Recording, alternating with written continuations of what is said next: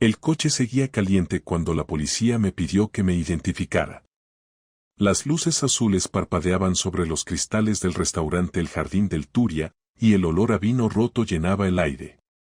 Dentro, entre las copas rotas y los murmullos de los curiosos, estaba mi esposa.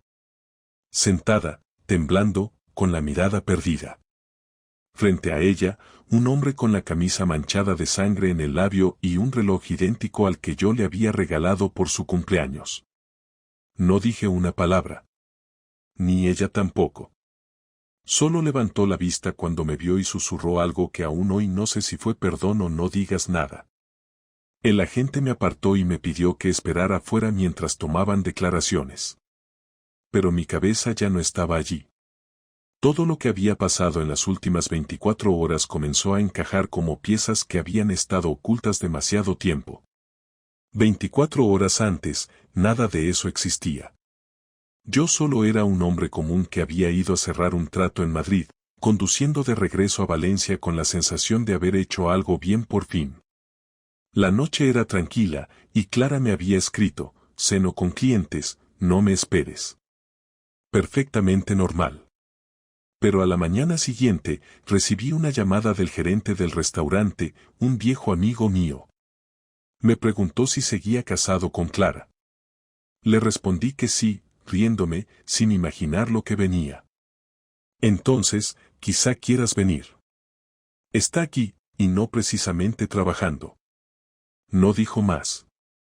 Su tono no era de chisme, era de advertencia. Lo conocía desde hacía años. No hablaba por hablar. Pasé el resto del día intentando convencerme de que era un malentendido.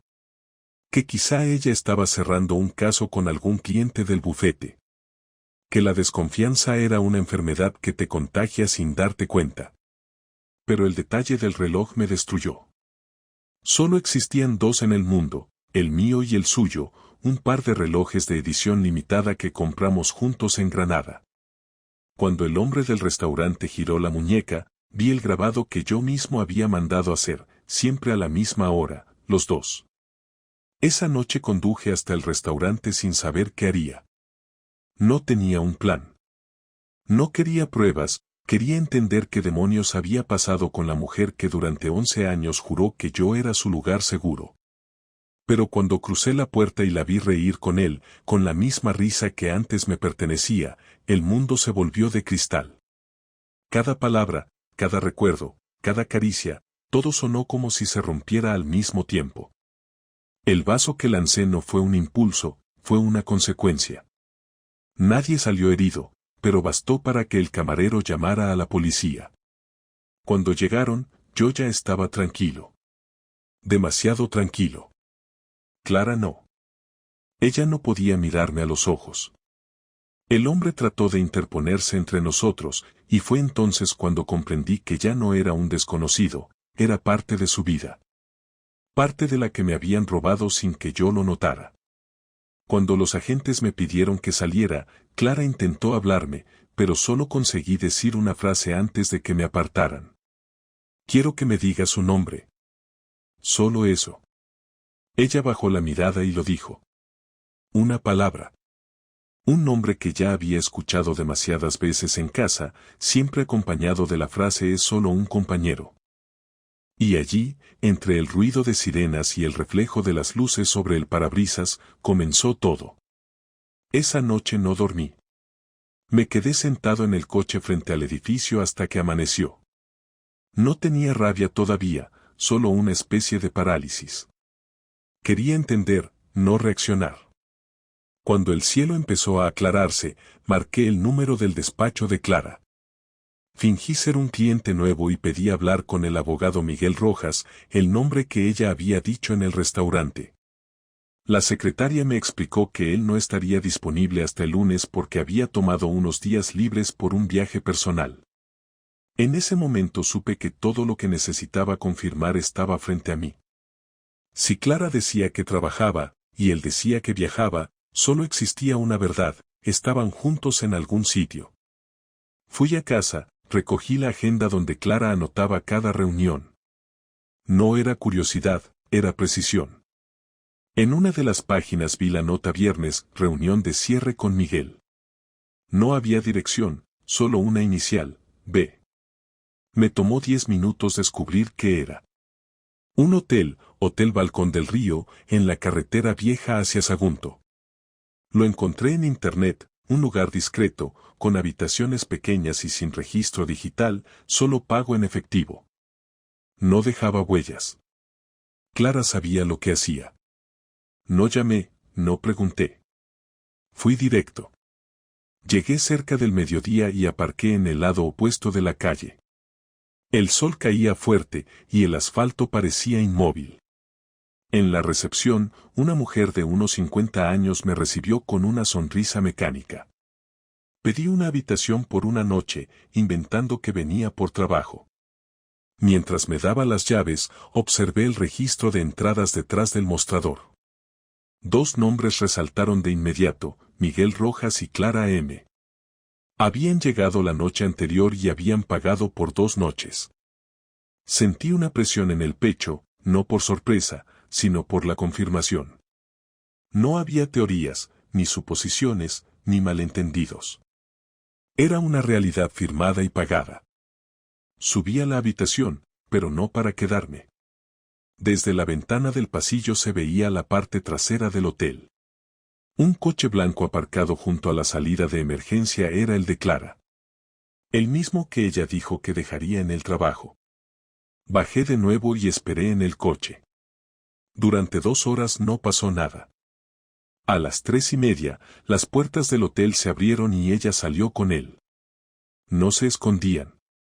Llevaban las maletas pequeñas, se reían, caminaban cerca, pero no de la mano.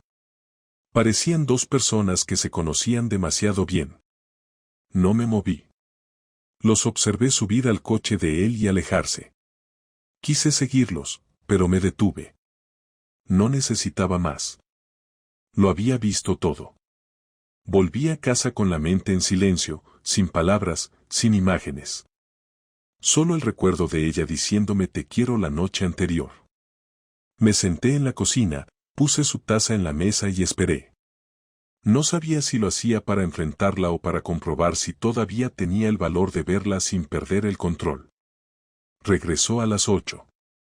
Abrió la puerta con cuidado, como si supiera que algo la esperaba. Me miró y se quedó quieta. Pensé que estabas en Madrid todavía, dijo, con la voz baja. No, terminé antes, respondí sin apartar la mirada. ¿Qué tal el día? Bien, largo, cansado, contestó. ¿Dónde comiste? En el bufete. ¿Con Miguel? Esa última pregunta la partió. No hizo falta que dijera nada. Se quedó inmóvil, con las manos aún sobre el bolso, y solo respiró hondo. Intentó fingir calma, pero su respiración la delataba. Alejandro, no empecemos, por favor. No empiezo nada. Solo pregunto. Dejó el bolso en la mesa y se sentó. Me observó como si estuviera eligiendo las palabras, pero no encontraba ninguna que no la hundiera más. Fue un error, dijo finalmente. Un error del que me arrepiento. ¿Cuántas veces? No lo sé. No quiero hablar de eso. Entonces sí sabes cuántas. No levanté la voz. Ni una sola vez. Cada respuesta suya era una confirmación más de que la persona que tenía delante no era la misma con la que me había casado. Me explicó que había pasado hacía meses, que empezó por trabajo, que él la entendía, que se sentía sola, que yo estaba distante. Las frases eran precisas, calculadas, casi técnicas. No había emoción, solo defensa. No lo hiciste porque estaba sola, dije. Lo hiciste porque querías sentir algo distinto. Ella no respondió. No lo hiciste por falta de amor.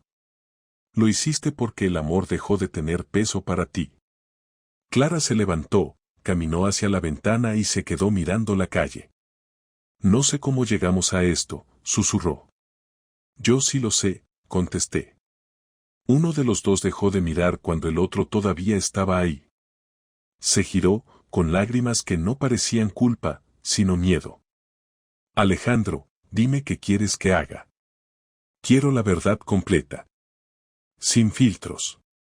¿Dónde estuvieron anoche? En un hotel. ¿Cuál? El balcón del río. ¿Pagaste en efectivo? Ella se estremeció. ¿Cómo lo sabes? Porque fui. El silencio fue total. Ni siquiera el ruido de la calle entraba en la habitación. Se apoyó en la pared y se tapó la cara. ¿Nos seguiste? No. No hace falta seguir a alguien que ya se ha ido. Me levanté y caminé hacia la puerta. Alejandro, por favor, no me dejes así. No te estoy dejando. Tú ya lo hiciste antes. Salí sin cerrar de golpe, sin mirar atrás. Caminé hasta el parque frente al edificio y me senté en un banco. La gente pasaba, los coches sonaban, pero nada de eso existía para mí. Intenté buscar una explicación que no fuera absurda, pero no había ninguna. Había confiado, había creído, había hecho todo lo que se supone que hace un hombre que ama, y aún así, todo se derrumbó. Cuando volví a casa 2 horas después, ella seguía allí, sentada en el mismo sitio, con la cabeza entre las manos. No dije nada. Tomé la maleta pequeña del armario y metí lo necesario para 3 días. Ella levantó la vista. ¿A dónde vas? A pensar. ¿Vas a volver? Depende. No me pidió perdón otra vez. Solo me observó mientras cerraba la cremallera. Ese fue el momento exacto en que supe que no quedaba nada por rescatar. El engaño no había sido solo físico, había sido total. No fue la traición lo que dolió, fue la certeza de que lo había hecho sin pensar en lo que destruiría. Esa noche dormí en un hotel barato cerca del puerto. No por necesidad, sino por distancia. Encendí la luz del baño y me miré al espejo. No vi a un hombre derrotado, vi a alguien que necesitaba respuestas. Y en ese reflejo supe que no me bastaría con haberla descubierto. Tenía que hacerle sentir lo que yo había sentido. No con violencia, sino con precisión. Porque el dolor, cuando se mide, se recuerda para siempre. Y fue ahí, frente a ese espejo, donde comenzó mi plan. 2 días después regresé a casa. No era un impulso, era una decisión planificada. Quería hablar con ella sin gritos, sin lágrimas, sin interrupciones. Quería que dijera todo lo que había callado.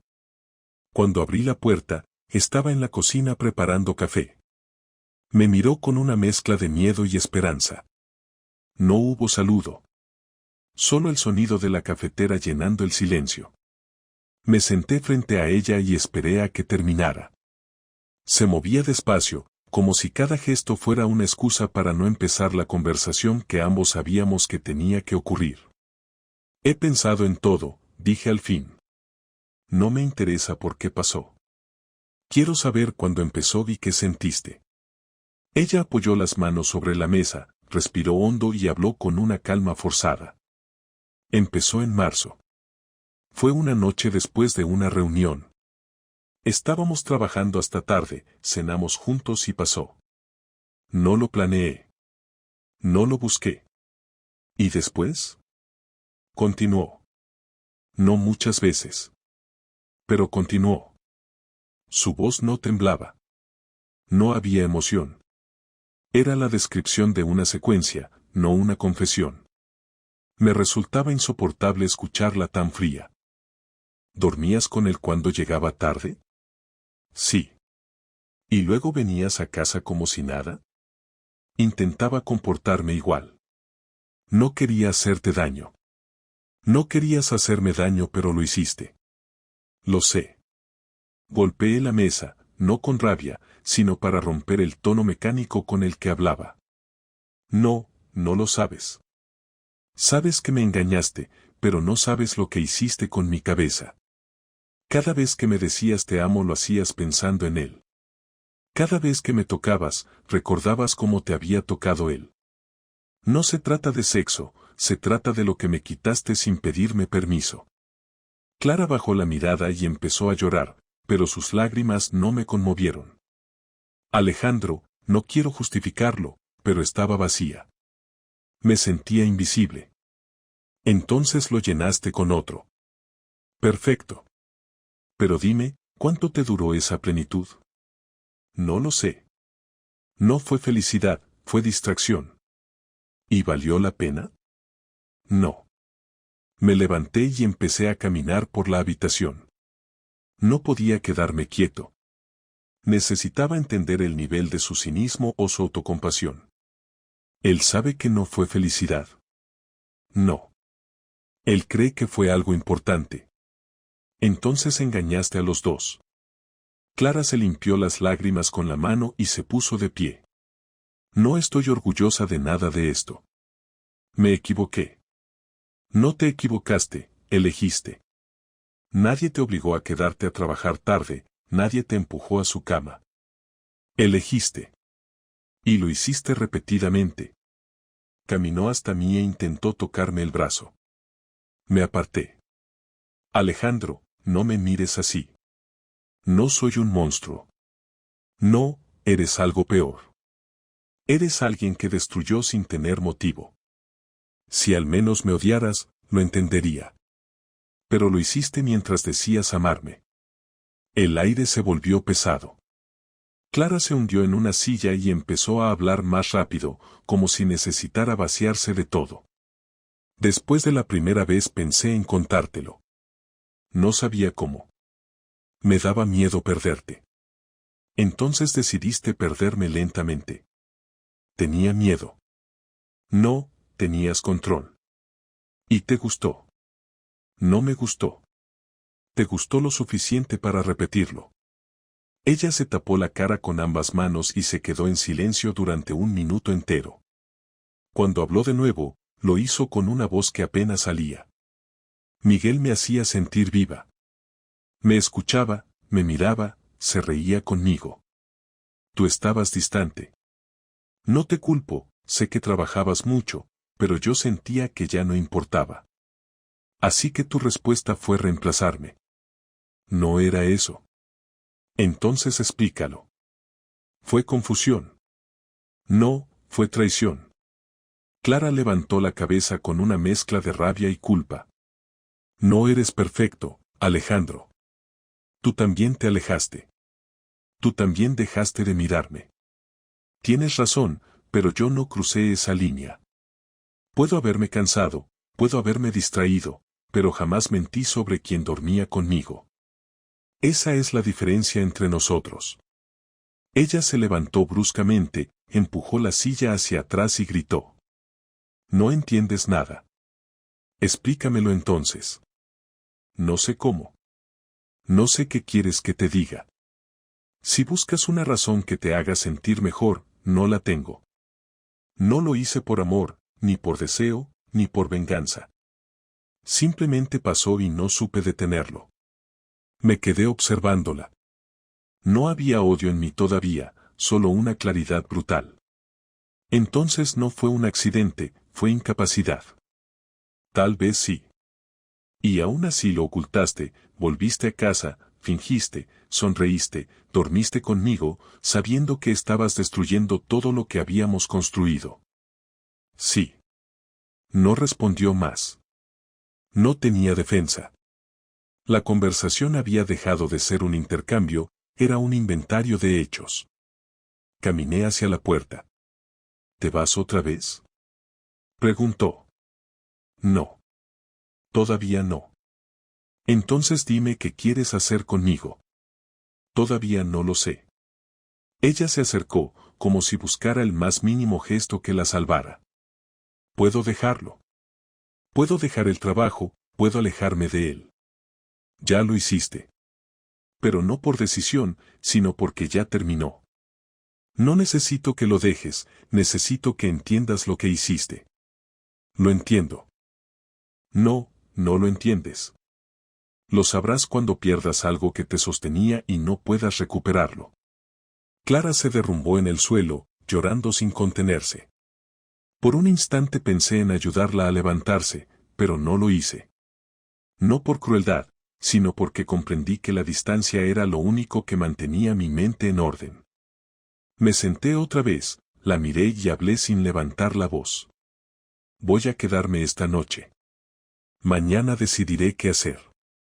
No quiero que me hables, no quiero que te acerques. No necesito disculpas. Lo único que quiero es silencio. Ella asintió sin mirarme. Me levanté, fui a la habitación y cerré la puerta. Esa noche no dormí, pero tampoco pensé. Simplemente escuché los pasos de Clara moviéndose por la casa, abriendo cajones, limpiando la cocina, apagando luces, intentando llenar un vacío que ya no tenía solución. Y mientras el amanecer llegaba otra vez, entendí que lo que venía después no sería reconciliación ni perdón. Sería cálculo. Algo que pudiera equilibrar el daño. Porque después de escuchar cada palabra, después de verla justificar lo imperdonable, supe que solo quedaba una forma de cerrar todo, hacer que sintiera lo que yo había sentido. Sin dramatismo, sin violencia, pero con precisión. Y en ese pensamiento encontré la calma más peligrosa de mi vida. Durante los siguientes días me comporté con absoluta normalidad. No le grité, no discutí, no la insulté. Clara intentó hablar varias veces, pero yo la detenía con la misma frase cada vez, no ahora. Ella interpretó mi silencio como resignación, pero en realidad era organización. No quería impulsividad ni arrebatos. Quería que todo tuviera un propósito concreto. Lo primero que hice fue revisar nuestras cuentas conjuntas. Clara había sido siempre la que administraba el dinero doméstico, pero yo mantenía el control de los ingresos principales.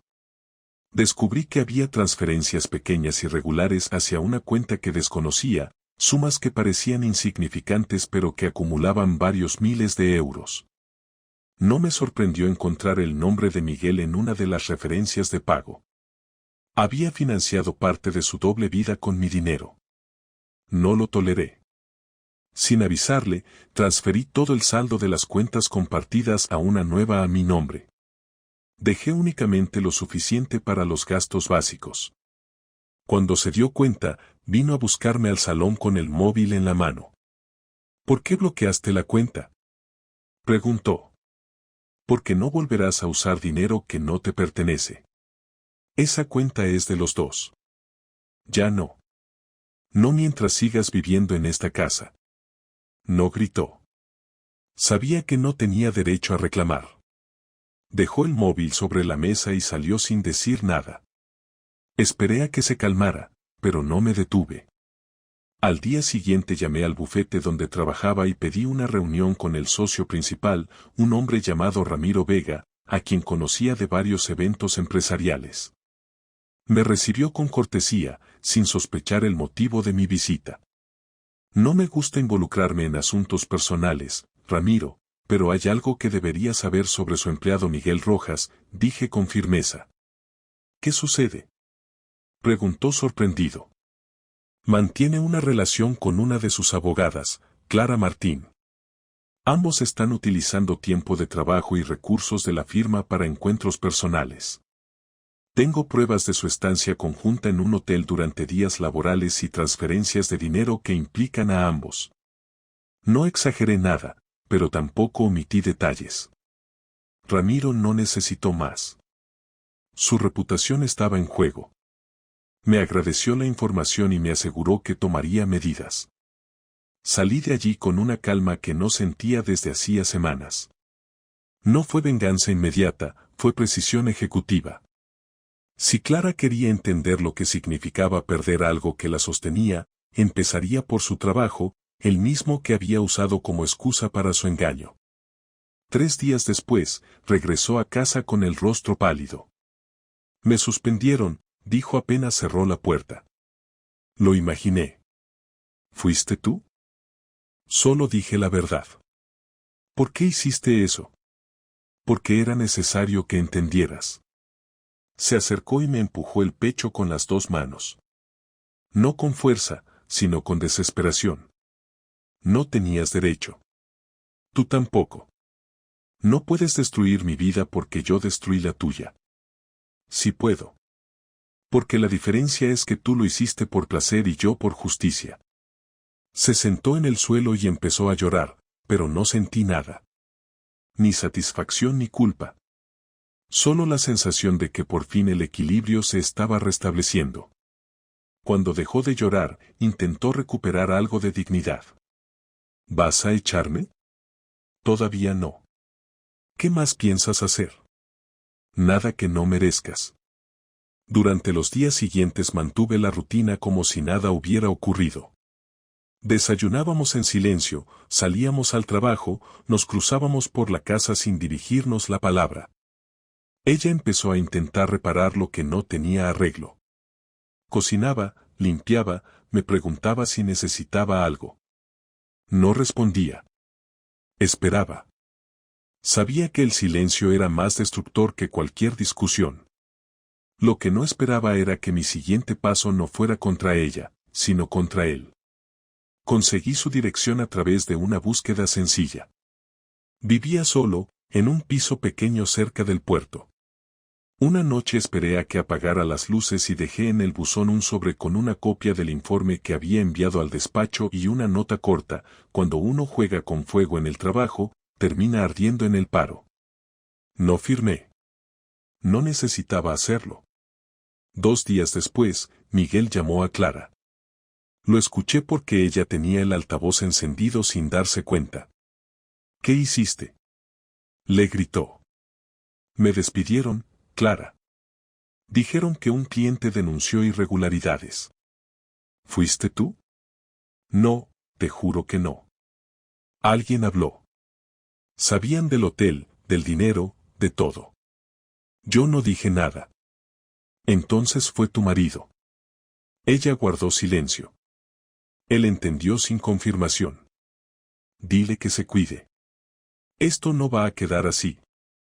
Cortó la llamada. Clara se quedó quieta, mirando la pantalla como si esperara que volviera a sonar. Me observó. ¿Lo escuchaste, verdad? Sí. Va a venir. Lo espero. Esa misma noche toqué el timbre de Miguel.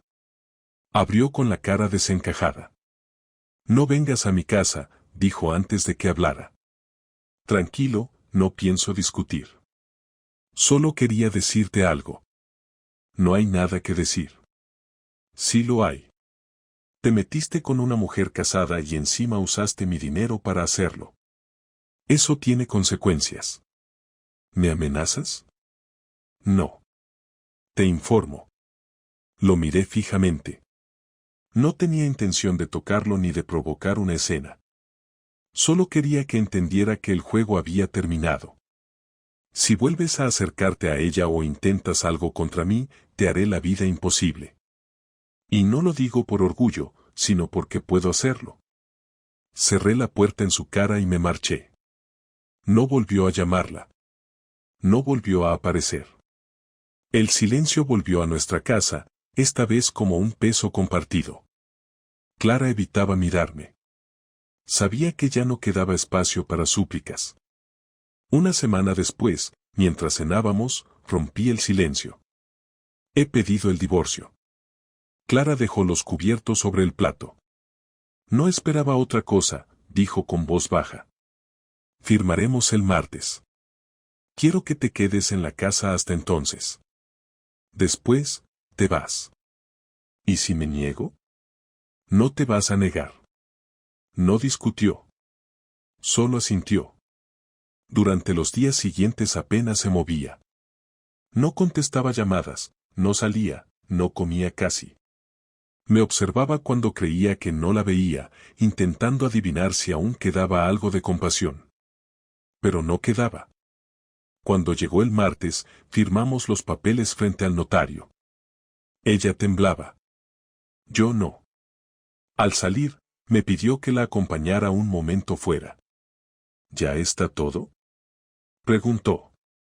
Sí. ¿Y ahora qué? Ahora cada uno sigue su camino. No sé cómo hacerlo. Aprenderás. Se quedó parada en la acera mientras me alejaba.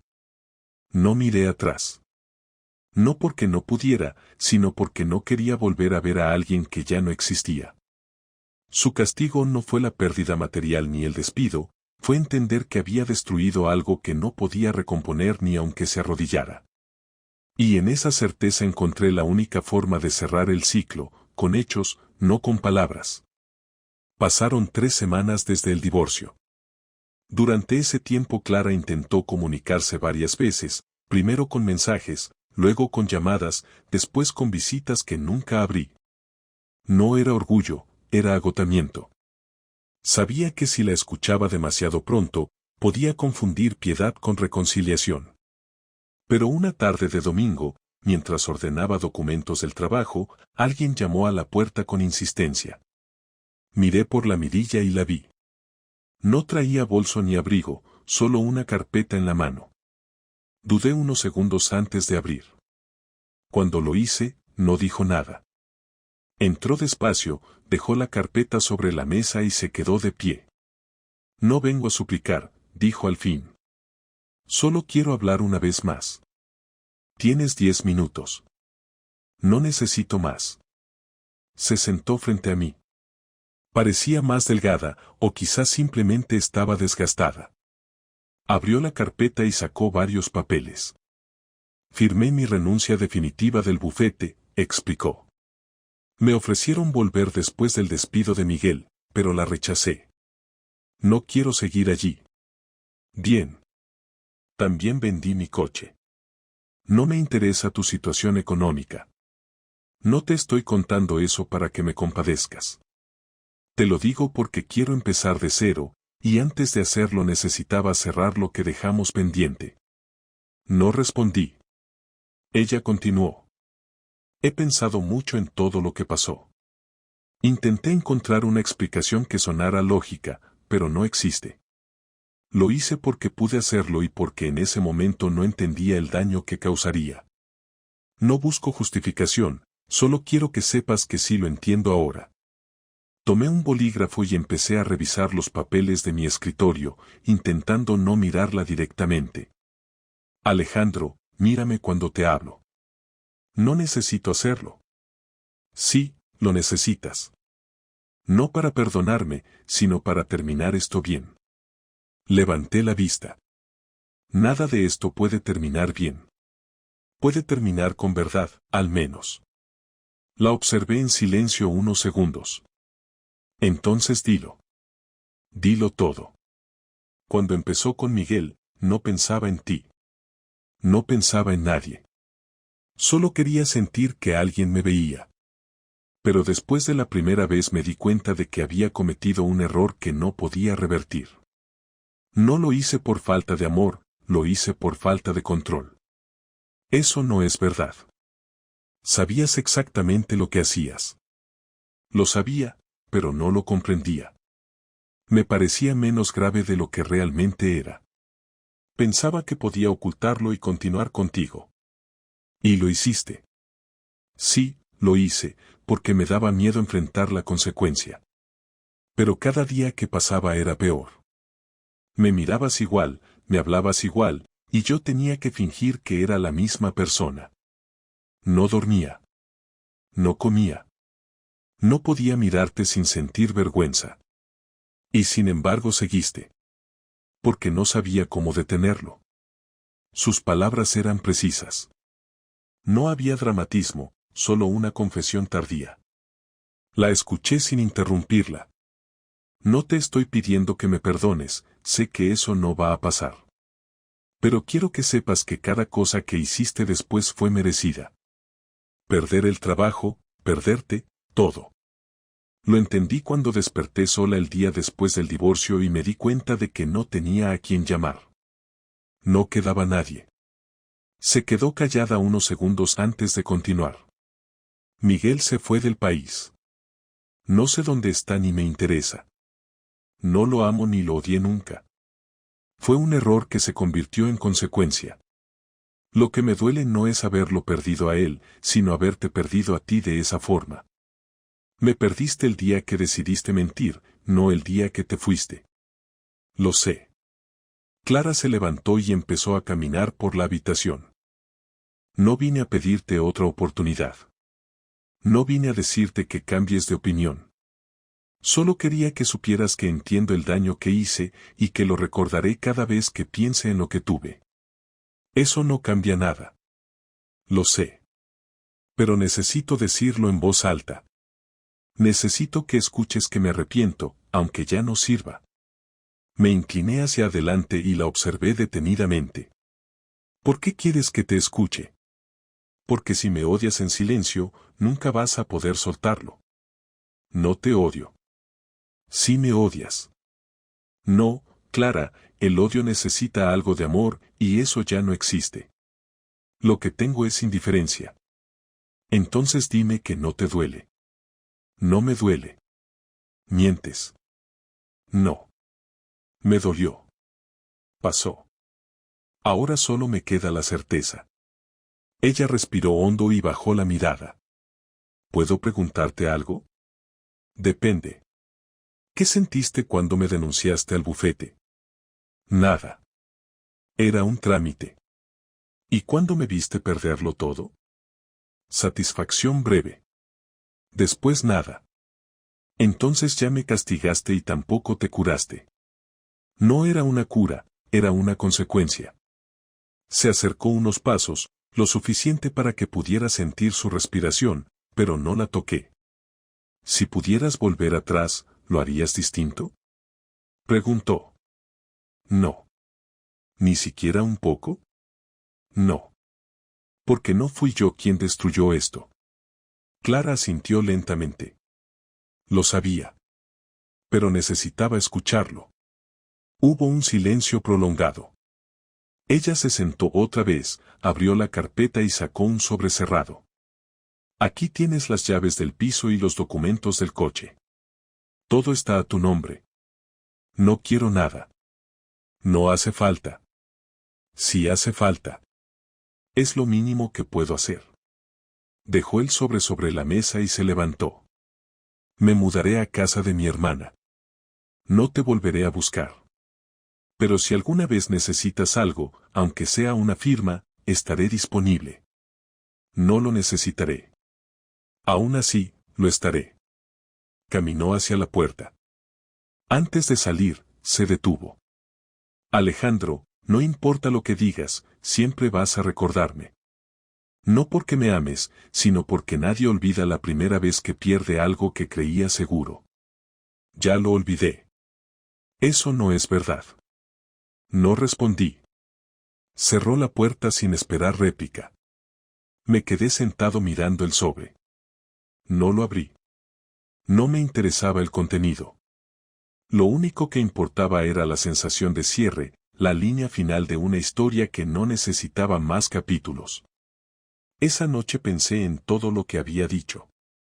No con tristeza, sino con una especie de distancia funcional. Había pasado de la furia a la ejecución, de la ejecución al vacío, y ahora solo quedaba el análisis. Clara no buscaba redención, buscaba reconocimiento. Y yo, sin quererlo, se lo había dado al escucharla. No había perdón, pero sí comprensión. Había destruido nuestra vida, pero también su propio reflejo. Yo no era el mismo, y ella tampoco. Cuando me acosté, el silencio de la casa ya no pesaba. Era simplemente silencio. No quedaba nada pendiente entre nosotros. Ni amor, ni venganza, ni deuda. Solo el final. Y en ese final, por primera vez en meses, pude dormir sin pensar en lo que había perdido. Pasaron 4 meses desde la última vez que vi a Clara. No hubo nuevos mensajes, llamadas ni intentos de contacto. Tampoco hubo noticias de Miguel. Todo quedó en un silencio absoluto. Durante ese tiempo mi vida recuperó una forma diferente, no mejor ni peor, simplemente distinta. Me levantaba temprano, iba al trabajo, comía solo y regresaba a casa sin prisa. Dejé de intentar llenar los espacios vacíos con ruido o compañía. Me limité a funcionar. Al principio me costaba aceptar que la normalidad podía existir sin ella, pero con el paso de las semanas entendí que la costumbre no era amor, solo hábito. Y el hábito se rompe igual que cualquier rutina si uno lo decide con firmeza. Un viernes recibí una llamada inesperada. Era Ramiro Vega, el socio del bufete. Me pidió una reunión privada. Acepté sin hacer preguntas. Nos vimos en una cafetería del centro, un lugar discreto. Me agradeció la información que le había dado meses atrás, explicó que después del despido de Miguel descubrieron irregularidades en varios casos y que el daño para la empresa habría sido enorme si no lo detenían a tiempo. Sé que no fue fácil para usted, dijo, pero su intervención fue oportuna. Le respondí que no lo hice por ayudar a la firma, lo hice por una cuestión de principio. Ramiro asintió y me ofreció su tarjeta, dijo que si alguna vez necesitaba asistencia legal, la tendría sin costo. Guardé la tarjeta sin intención de usarla. Era una muestra simbólica de que la historia había llegado a su cierre administrativo. Los fines de semana comencé a salir a correr por el río Turia. Al principio era solo una manera de ocupar la mente, pero pronto se convirtió en una rutina precisa. Me ayudaba a pensar sin detenerme. Cada kilómetro era una forma de medir distancia respecto al pasado. Durante esas horas, recordaba conversaciones, gestos, decisiones, y analizaba cada una sin emoción. No buscaba revivirlas, solo entender qué tipo de persona había sido antes de todo. Descubrí que había sido más confiado que fuerte. Había confundido estabilidad con seguridad. Y que el error no fue amar, sino creer que el amor bastaba para mantenerlo todo en equilibrio. Una tarde, mientras regresaba de correr, vi a Clara en la acera opuesta. No nos habíamos cruzado desde el divorcio. Vestía de manera sencilla, llevaba un sobre en la mano. Dudé en acercarme, pero fue ella quien lo hizo. Caminó despacio, se detuvo frente a mí y habló con calma. No te voy a quitar mucho tiempo, dijo. Solo quiero devolverte esto. Me entregó el sobre. Dentro había un anillo, el mío, el que había dejado en casa el día que me fui. No podía quedármelo. No quiero conservar nada que me recuerde lo que hice. Podías tirarlo, respondí. Podía, pero no sería correcto. Es tuyo. Guardé el anillo en el bolsillo. ¿Cómo estás? Pregunté sin intención de abrir un diálogo, solo por educación. Estable. Consigo trabajo en otro bufete pequeño. No gano mucho, pero al menos duermo tranquila. Bien por ti. A veces pienso en lo que pasó y todavía no entiendo cómo llegué a hacerlo. Pero ya no busco entenderlo. Solo intento no repetirlo. Eso es lo único que puedes hacer. Hubo una pausa incómoda. Clara miró el suelo, luego levantó la vista. No te pido que me creas, pero te agradezco que no me humillaras públicamente. Pude haberlo perdido todo de manera mucho peor. No lo hice por ti. Lo sé. Pero igual lo agradezco. Ya no hay nada más que decir. Tienes razón. Me extendió la mano. Dudé un segundo antes de estrechársela. Fue un gesto neutro, sin carga emocional. Cuando se alejó, no la seguí con la mirada. Continué caminando hacia mi edificio. Al llegar al piso, dejé el anillo sobre la mesa. No lo volví a tocar. Esa misma noche decidí vender la casa. No porque me recordara a ella, sino porque necesitaba un entorno nuevo. Me mudé a un apartamento más pequeño cerca del mar. El cambio no fue un acto simbólico, fue práctico. Menos espacio, menos mantenimiento, menos peso. Pasé las primeras semanas en silencio total, sin televisión ni música. Solo el sonido del exterior y el movimiento rutinario del día. Empecé a escribir en un cuaderno, no con la intención de convertirlo en historia, sino como registro.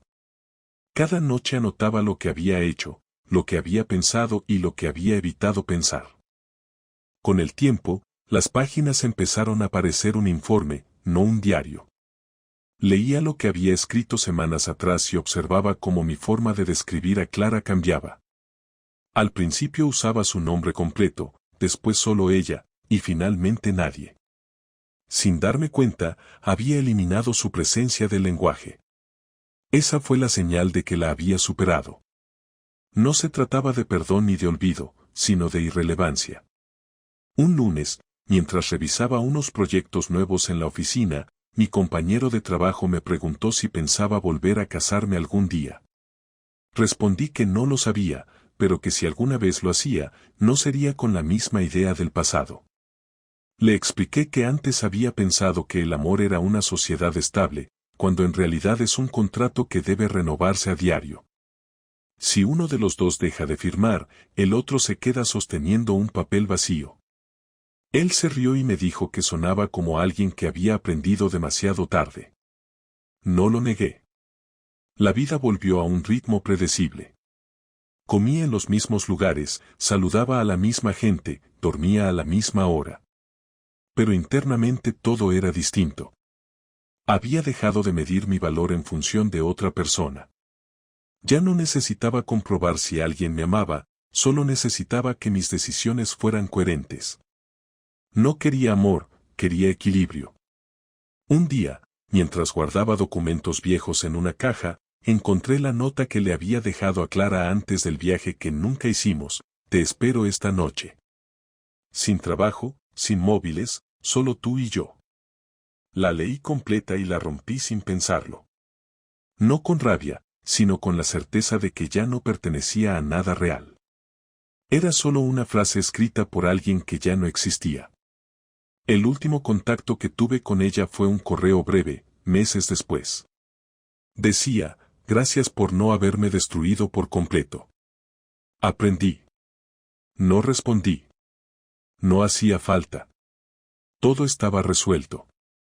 Ahora, cuando alguien me pregunta si creo en el perdón, respondo que sí, pero no como reconciliación. Perdonar no significa aceptar ni olvidar, significa dejar de revisar el expediente una vez que ya se dictó sentencia. Yo dicté la mía el día que firmé los papeles del divorcio y la cumplí sin apelaciones. Así terminó la historia. Sin reconciliación, sin drama, sin segundas oportunidades. Solo un cierre correcto y limpio. Y aunque no me dejó mejor persona, sí me dejó alguien más consciente. Porque después de todo lo vivido, entendí que la traición no define al que la sufre, sino al que la ejecuta. Y yo ya no soy el hombre que fue traicionado. Soy el hombre que siguió caminando cuando todo lo que conocía se derrumbó y no necesitó mirar atrás para comprobar si alguien lo seguía.